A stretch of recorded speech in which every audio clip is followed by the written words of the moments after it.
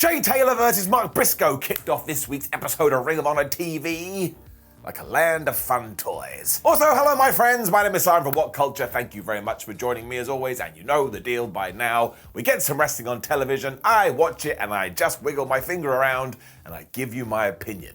And if you don't agree, I mean this, that's great. Taylor was in full-on oh my gosh mode because he said something along the lines of, I'm going to beat you like I used to beat your brother Jay. So of course Mark was like, nope, I didn't enjoy that. And he started to kick the crap out of Shane. I mean, he totally went to town on this guy, but I kind of think that was Taylor's plan. He suckered him and bam, hit a stunner. Mark is so damn crazy though, he was still doing all of this stuff on the floor when he set up that chair to do his chair dive. And I was like, it is way too early to do that. I was right. And he got murked. I mean, he just got his head taken off with a clothesline, and because Shane Taylor is the much bigger dude, he then started to beak on Mark Briscoe. But you know the deal with a professional wrestler, especially a good guy pro wrestler. If you go for one of your big moves early on, and you don't get it, later on you will go for it again, and kablamo, you will be successful. That's exactly what happened. He got the chair, round two, yes. They really did get into it too, and it went far longer than I was expecting. And Shane went for a big old package pile driver at one point,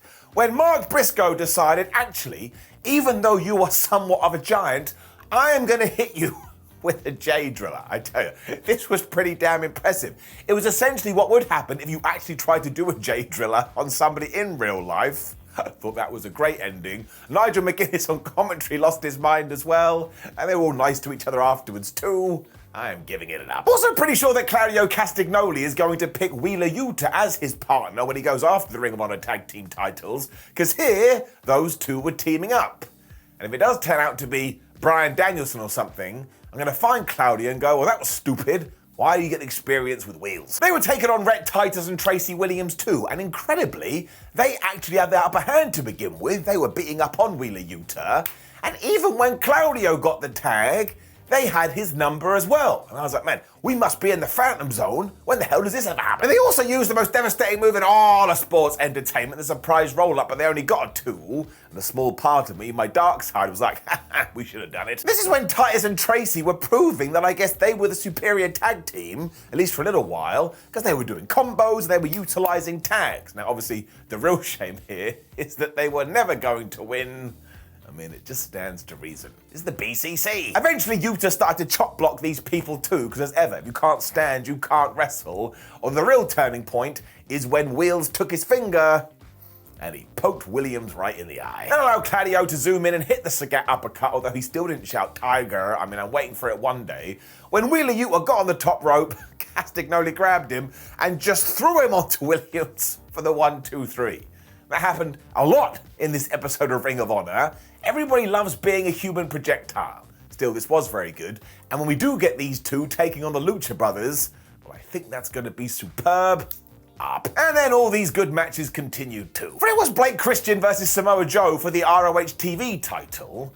What we really need to discuss is that there is a rumor out there that says CM Punk has pitched for his AEW return feud to take on Samoa Joe. Now look, I'm an old man. I remember everything they did back in 2005. And I'm going to stare straight into your eyes and tell you this. I need it. Otherwise, this was exactly what you would expect, with the big man being powerful and the not so big man being flippy dippy doo-dah. Although this also suffered from the fact that Samoa Joe was never going to lose. Honestly, somebody could come in here and put a gun to my head and I said, look, there's no worries here. I'm not even stressed. Samoa Joe will win, and I know my life would be saved. Christian also tried to work over Samoa's leg, maybe because he'd watched the last match. He was like, that's a good plan. But ultimately, it was his 2023 wrestling style that caught up with him. It's actually a really good finish too. Because he led to the top rope and he was all like, 450 splash. I mean, he didn't shout that. That would be absolutely ridiculous. When Joe looked at him, he was like, nope, you're not doing that. He smashed him with the muscle buster, uno, dos, tres. We were also told that Samoa Joe was about to pass 400 days as the Ring of Honor TV champion. So wrestling is just out of control now. Do you remember like a few years ago where it was like hot potato, hot potato, hot potato when it came to the belts? Well, now it's you must hold it until the end of time. I think we could probably find a nice middle ground. This was good. Up. The varsity athletes and the Trustbusters were then backstage as Mark Sterling told us, look, we have all come together. One, because I managed them all, but also two, we don't like the Dark Order. And to be fair, the Dark Order have been struggling recently because of all the infighting courtesy of the Righteous. And if you like that story, it was about to blow up. This was very well timed too, because Dutch and Vincent then did come out for a match against the infantry, and who was there to join them to watch on? It was Stu Grayson, because clearly he was all like, well, an eye for an eye and a tooth for a tooth, because they'd been watching his matches, so now he was gonna watch theirs. And I suppose that is intimidating. I'm just going to look at you. Now, Charlie Bravo and Sean Dean were able to get some offense in there, and as I always say, they're an underrated tag team and need more. But ultimately, we did this so the Righteous could get another win. I mean, it was over pretty quickly. Dutch and Vincent did hit this awesome boss man slam, though, when they hit the finisher, which is known as Autumn Sunrise. I was like, you can't have a finisher called Autumn Sunrise. That's not threatening. That makes me feel lovely jubbly. Afterwards, they went up to Grayson as well and was all like, oh, you're one of us. So maybe he does leave the Dark Order to join them. I mean, who the hell knows? As I always tell you, I actually think ROH will benefit from more stories. So the fact we've got this one is all okay by me. It did its job. When the Renegades were back in Ring of Honor, and as I've told you 1,000 times, I like these two a lot. They have potential. ROH must know this as well, because they do continue to feature them more and more. And this week it was Robin taking on Vert Vixen. Now Vixen had a good plan here, because she was like, well, I'm going to slam your face right into the floor. But given that Charlotte was at ringside, and I suppose didn't share her face feelings, she distracted the referee, and you know what happens when somebody casts distraction. Robin was like, oh, sweet, I'm taking advantage. So she flew in with a drop kick, although Vert actually turned that around right away and just booted her right in the face. I was like, oh man, here we go, wrestling tennis. She also hit a flatliner for the two, and when you break that down, it means she lined her flat. I tell you, wrestling moves don't make any sense. It basically was her last hurrah though, because Robin was done with it after this, and she applied this abdominal stretch when she turned it into a submission that I think was called the Ground Cobra. Honestly, it was hilarious. She took her leg and was essentially choking Vert Vixen at the same time. I don't think I've seen that before, and obviously Vixen had to tap out. So it was solid stuff as always, and I tell you, if AEW ever starts a women's tag team division properly, they should get the Renegades up there right away, because they're only going to benefit with working with people that have more experience with them. That's just a metaphor for life. I'm a big fan though. But the Gates of Agony were then backstage with Prince Nana, and as their name suggests, they weren't happy. You can't be in a group called Gates of Agony and be walking around going, oh my gosh, I'm so joyful. Also, a gate can't be in agony. It's an inanimate object. They were meant to be fighting Dalton Castle's boys later too, when Dalton walked in and was like, well, that match isn't happening, is it? Because they're in the hospital, local medical facility, because you guys beat them up and you know it. This is when Prince Nana was like, look, stop all these shenanigans. It's got nothing to do with this, and why don't you fly away?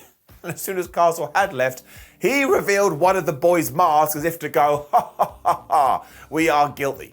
Who else does that? Imagine you robbed a bank, police come, did you rob a bank? No, I didn't. They leave, then you just go, ha ha ha, as you flash the cash, you deserve to be arrested. And then amazingly, we got the Battle of the Macs.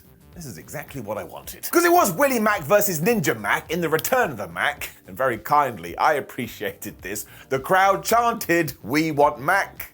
I was like, oh my gosh, I'm home. It was Power versus Speed 2, which of course meant very early on we did get a dive, because it's 2023 wrestling. And if you don't do a dive, everybody ceases to be. Ninja did hit this amazing Twisto Tornado Splash thingamajig though, but Willie Mack is no slouch either. And even though he is more of a power guy, he still hit this standing moonsault. And I'm sorry, given how big he is, that is super duper impressive. They were then both duking it out for the most devastating move in all of sports entertainment, but sadly, much like earlier, this didn't work. And I was like, man, what are you doing? You're reducing the devastating counter. When Ninja Mack jumped to the top rope, he leapt off, Willie Mack caught him, basically threw him in the air, hit a bomb of power, and got the 1, 2, 3. So that gets a massive round of applause. That was a great finish, and I tell you, this was just a fun match, and as I always tell you, if you're just looking for some good old wrestling, you should watch this show. It's so damn easy.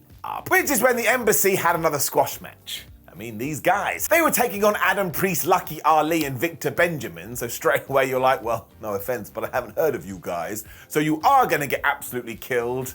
And yeah, They got absolutely killed, especially because the embassy are all massive. It's like 3 walls walking out. It also ended when Khan and Leona basically threw these 2 people into each other. I mean, one was on the floor, another one just got flattened, which ties into the human projectile thing from earlier. 1, 2, 3, and we were done. But I will tell you this, given that we have this House of Black Trios challenge going on Dynamite, I think that would be a fantastic match because you get big men slapping man meat. Also, this was the only squash match on Ring of Honor, so it had such a bigger impact.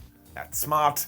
It also seems like we're going to give Carl Fletcher somewhat of a singles push. Good. I like it. Because he was taking on Tony Deppen, and they had a really good dynamic here, because Carl Fletcher is really tall, and Tony Deppen isn't as tall. So they just played into it. For the Aussie Open, man did use his power to begin with, although he was selling his ribs because he's had so many hardcore matches recently. He's all like, my midsection. Deppen knew this, so not only did he go after the stomach area, but he worked over the legs as well, because this is what everyone was doing, when he tried to hit the best suplex on TV. Do you know what Carl did? He hit him with a suplex instead. Then absolutely smashed him with this half and half suplex that made me go, oh my gosh, but this too was wrestling tennis, because all of a sudden Tony Deppen was doing an over-the-top stunner, and I was like, this is pretty good. We also got a massive dive, and I have to be that guy again. Once again, this did suffer, because you knew Carl Fletcher wasn't going to lose. We've just set him up as Orange Cassidy's next opponent. So imagine we got here and just flushed that down the toilet. What a waste of time it would be. The finish was still really good though, because Tony ran in there with this massive knee and cracked Carl in the skull. When I think Fletcher woke up and went, wait, no, I want to win, he smashed out the Michinoku driver and he got the 3. Now look, the Michinoku driver should be a finishing move. You are taking somebody's skull and you're crashing it into the mat. So more of that, and it's getting it up. When AR Fox also got a win.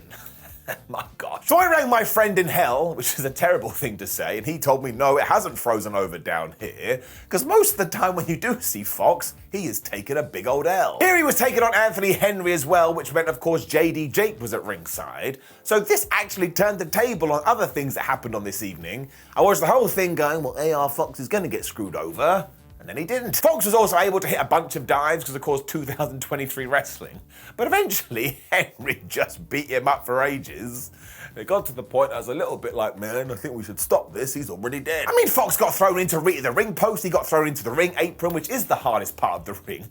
When they did get back in the squared circle, Henry actually grabbed his head, and it looked like he was trying to break his neck. I was like, man, I think they may have forgot what wrestling is. AR is just such a good babyface though, because he always fights from underneath, and as he always does, he starts smashing out these cutters, and you get so damn excited. And after he had taken out all the workhorse men, whatever their amazing tag team name is, he hit the 450, he got the 3, and I like to think he went in the back afterwards and went, see, Blake Christian, that's how you do it. He definitely has something to him though, and I actually think we can do more with him. So fingers crossed we will, especially because we did get some aftermath. Because these two jumped him afterwards because they are assholes when Shane Taylor arrived. And I was like, oh, thank goodness he's going to make the save. But he didn't, and he joined in with the assault. It absolutely got better after this though, because not only did FTR make an appearance and everybody went crazy, all of a sudden Eddie Kingston was here too. I was like, wait a minute, he's only just come back from surgery. He was able to chase Henry back in the ring though, where he was able to get hit with the big rig.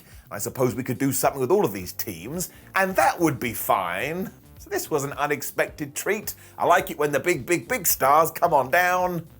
When we got the Dark Order taking on the Trustbusters and the Varsity Athletes, which makes all the sense in the world, they don't like each other. Now thankfully the Dark Order won here because they have been losing a lot recently, but the real smart point is, even though they were victorious, we were still able to get a narrative in there where I was like, oh man, wait a minute, I think they're gonna fall out with Stu Grayson. No. It's also tied right into the match itself because Evil Uno and Stu did have a little bit of miscommunication, and that never happens. Now, they were able to get back on the same page where they did hit the fatality, but this is when Alex Reynolds, who admittedly was the legal man, quite literally shoved Stu Grayson out the ring so he could make the pin. But Stu was a bit like, it's a bit harsh, man. You could have calmed it down. He wasn't wrong. So this is actually operating under the radar quite nicely and asked the question, is Stu Grayson going to join the Righteous? Maybe he does and maybe he doesn't, but do not break up the Dark Order properly. Wouldn't be able to handle that. I think they're great. Also, Sonny Kiss was in this, and when Sonny Kiss is in a match, we always have to shout them out because they absolutely rock. giving it an up. Which is when we did get to the main event, which was for the Ring of Honor Women's title, and it was totally awesome. It was also Athena versus Skye Blue, and as we talked about last week, I thought there was the opportunity here to do a round one, which would be a proving ground match, because Athena's been doing loads of them, have Skye Blue win when you did get to the title match, and then Skye Blue loses. Instead, we just got here, but am I gonna moan? No, because they totally kicked ass. I mean, they were just rocking each other with strikes to begin with, like they were actually gonna break bones, and Athena's aggressive streak is so damn good. When she does fire up, she just goes crazy. Saying that though, she did try to hit a head scissors, which is when Skye Blue just cartwheeled out of it, and I was like, oh man, here we go. And then Athena booted her right in the head and got mad at the referee. It's like, you've got anger problems. Because she was so wound up though, all of a sudden Skye Blue did hit the most devastating move in all of sports entertainment, the surprise roll-up. And I tell you, I must have bought into this one. I kind of bit on it. Athena then wanted to use Simba the Steel Steps, but that got reversed, meaning the champ went into them instead when they were fighting on the stage. I was like, man, this isn't even a pay-per-view and they're going bonkers. It allowed Athena to super kick Skye off the damn thing when they got back into the ring and they were fighting over surprise roll-ups. So I checked my list and I was like, yeah, they're ticking every single damn box. It was always going to come down to Skyfall as Skye Blue was going to win, but very sadly James Bond wasn't in the building this evening, because when she went from it, Athena got out of the way and she hit 2 wastelands. That's right, not 1, it takes 2, baby. And amazingly, Skye Blue kicked out. That was really good. We then went pure WrestleMania because both of these guys were hitting the other person's finishing move, which is always sold like, oh, it's the biggest insult I've ever seen. Which doesn't make any sense, because surely a good maneuver is a good maneuver. When Athena powerbombed Skye Blue into Simba the Steel Steps. And again, I was like, fair play, man. You have gone all out. We also had this incredible ending because Athena was able to look in the crossface, and Blue just fought and fought and fought, and for the slightest second, I thought she was going to get out of it. But then essentially Athena moved into a camel clutch instead. And as the Iron Sheik was going, yeah, that's the way to do it, Skye Blue had to tap out. But she lost nothing here. In fact, she gained even more of my respect. Whatever that means. The champ then pretended she was going to adhere to the Code of Honor, where she smacked the shit out of Skye Blue with that title, which is you want to do. But yeah, this is one of the best things that Ring of Honor has done ever since they have come back to television. I enjoyed it greatly. Fabulous main event. Athena rocks. Skye Blue keeps getting better and better and better. Giving it an up. So as always, it's all ups and no downs, just because Ring of Honor tells you what they're going to do, and then they do it. So what am I going to be? I'm a negative Nancy? I suppose I could do, but what's the point? Feels like a waste of time.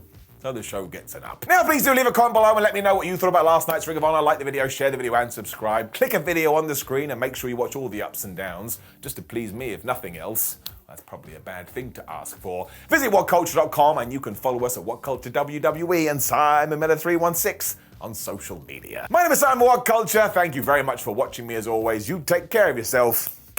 See you soon.